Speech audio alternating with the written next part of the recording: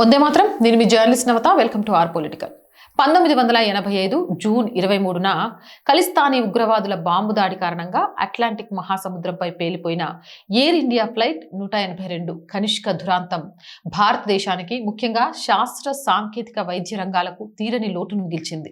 ఈ ఘోర ప్రమాదంలో మొత్తం 329 మంది ప్రాణాలు కోల్పోగా, అందులో అంతర్జాతీయంగా జాతీయంగా గుర్తింపు పొందిన ఎంతో మంది మేధావులు ఉన్నారు. ఈ దురాంతంలో మరణించిన ప్రముఖుల సమగ్ర వివరాలు చెప్తాను చూడండి.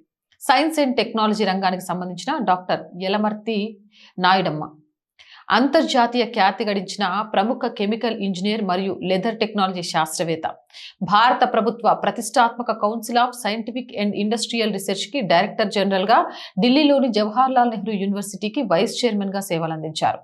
సైన్స్ రంగంలో ఆయన చేసిన కృషికి గాను 1971లో భారత ప్రభుత్వం పద్మశ్రీ అవార్డుతో సత్కరించారు. ఇక డాక్టర్ పద్మనాభన్ కృష్ణస్వామి అరవిందన్, ఐఐటి మద్రాస్లో స్ట్రక్చరల్ ఇంజనీరింగ్ విభాగంలో అసిస్టెంట్ ప్రొఫెసర్, కాంక్రీట్ టెక్నాలజీ మరియు బ్రిడ్జ్ ఇంజనీరింగ్లో ఆయన చేసిన పరిశోధనలు ఎంతో గుర్తింపు పొందాయి. కెనడాలో జరిగిన కాన్ఫరెన్స్ లో పరిశోధనా పత్రాన్ని సమర్పించి తిరిగి వస్తుండగా ఈ ప్రమాదానికి గురయ్యారు. Doctor Upadhyaya Lakshminarayana, defence research and development ఆర్గనైజేషన్తో అనుబంధం ఉన్న సీనియర్ అంతరిక్ష మరియు డిఫెన్స్ రీసెర్చ్ శాస్త్రవేత్త, ఎలక్ట్రానిక్స్ మరియు రాడార్ టెక్నాలజీ రంగంలో విశేష కృషి చేశారు. ఇక వైద్య రంగానికి చెందిన డాక్టర్ అనురాధ బోస్, ముంబైకి చెందిన ప్రముఖ పీడియాట్రిషియన్, పిల్లల ఆరోగ్య సంరక్షణపై అంతర్జాతీయ స్థాయిలో పరిశోధనలు చేశారు. కెనడాలోని సహోద్యోగులతో కలిసి ఒక మెడికల్ ప్రాజెక్టుపై చర్చలు ముగించుకొని వస్తూ ప్రాణాలు కోల్పోయారు. డాక్టర్ సుశీలా జైన్, ఢిల్లీకి చెందిన ప్రముఖ గైనకాలజిస్ట్, గ్రామీణ ప్రాంతాల్లో మహిళల ఆరోగ్య సంరక్షణ, ప్రసవ సమయాల్లో మాతా శిశు మరణాల తగ్గింపుపై విస్తృతంగా పనిచేశారు. డాక్టర్ దీపక్ శర్మ, కెనడాలో మాలిక్యులర్ బయాలజీలో ఉన్నత విద్య అభ్యసిస్తూ క్యాన్సర్ కణాలపై కీలక పరిశోధనలు చేస్తున్న యువ భారతీయ శాస్త్రవేత్త, సెలవుల్లో భారతదేశంలోని తన తల్లిదండ్రులను చూడడానికి వస్తూ ఈ ప్రమాదంలో కన్నుమూశారు. ఇంకా విమానయానం, క్రీడలు మరియు వ్యాపార రంగ కెప్టెన్ హన్స్ సింగ్ నరేంద్ర, ఈ విమానానికి ప్రధాన పైలట్ గా వ్యవహరించిన సీనియర్ పైలట్. ఎయిర్ ఇండియాలో సుదీర్ఘ అనుభవం ఉన్న ఈయన ఎంతో మంది యువ పైలట్లకు మార్గదర్శిగా నిలిచారు.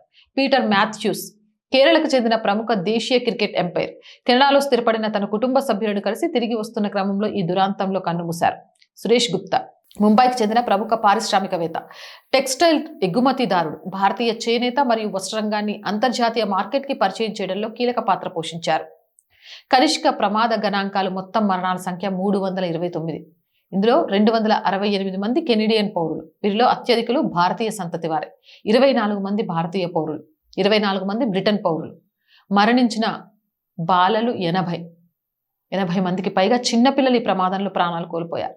ఒకే రాత్రిలో వందలాది మంది మేధావులను, భవిష్యత్తు ఆశాకిరణాలైన ఎంతో మంది విద్యార్థులను, పసిపిల్లల్ని బలి తీసుకున్న ఈ ఘటన ప్రపంచ చరిత్రలోనే అత్యంత దారుణమైన విమాన ఉగ్రదాడుల్లో ఒకటిగా నిలిచిపోయింది. జై హింద్, జై భారత్. అండ్ ఆర్థికంగా ఆర్ బాయ్స్కి మీ చేయూత చాలా అవసరం. First week salaries, rent, maintenance ఇలా చాలా ఉన్నాయి. మేము బ్రేక్ ఈవెన్కి చేరుకోవడానికి చాలా కష్టపడుతున్నాం, కానీ బ్రేక్ ఈవెన్కి చేరుకోలేకపోతున్నాం. త్వరలోనే చేరుకుంటామనే ఒక నమ్మకం ఉంది. అప్పటిదాకా మాత్రం ఈ ఛానల్ని ముందుండి ఆర్థికంగా నడిపించాల్సిన బాధ్యత మీదే. మీరున్నారు కాబట్టి ఈ ఛానల్ నడుస్తుంది. అలానే నడిపిస్తారు అని ఆశిస్తున్నాను. ఆర్థికంగా సపోర్ట్ చేస్తూ ఈ ఛానల్ని నిలబెడతారని కోరుకుంటున్నాను.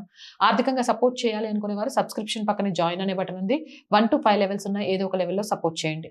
లేదా స్క్రీన్ మీద Google pay, phone pay number ఇచ్చాము, వాటి ద్వారా సపోర్ట్ చేయొచ్చు. లేదా అకౌంట్ డీటెయిల్స్ కూడా ఇచ్చాము, అకౌంట్ డీటెయిల్స్ ద్వారా కూడా ఆర్థికంగా మాకు సపోర్ట్ చేయొచ్చు.